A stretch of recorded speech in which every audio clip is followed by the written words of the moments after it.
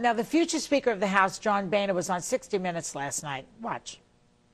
Some things, they're very difficult to talk about. Family, kids. I can't go to a school anymore. I used to go to a lot of schools. And you see all these little kids running around. Can't talk about it. Why?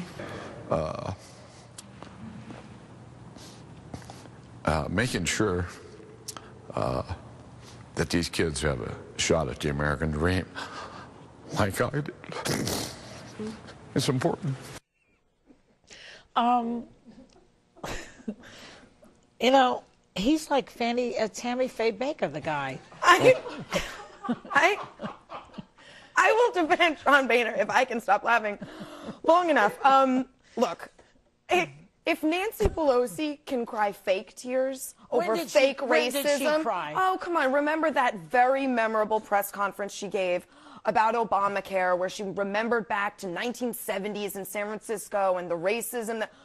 I mean, that was a bizarre moment. But that was one moment. This guy cries constantly. He does He's seem to crying. have some trouble keeping it in. I don't hold this against him. Dana, do you know what the diagnosis is here? I mean, is Well, he unstable, or is he... what's the matter with him? I did do a little research on the internet, Joy, and crying is a sign of acute nicotine withdrawal. You've never seen the man cry with a cigarette in his hand, but no, it does come up extremely often. But it's not such a bad thing. It's good. It conveys a sense of sincerity, whether it's you know, in politics for the Speaker of the House or another talk show host with whom you've occasionally disagreed. But it is so important to convey sincerity that some have actually used some insincere methods. In fact, I've brought some of it right here.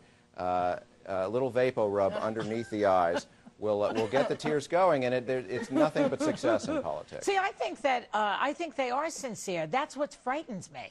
Yeah, I mean, he wouldn't choose to do this. If he could stop it, I don't think he would. Right, exactly. It's like that girl who has the hiccups constantly. Right. And can't You don't want to be in that state.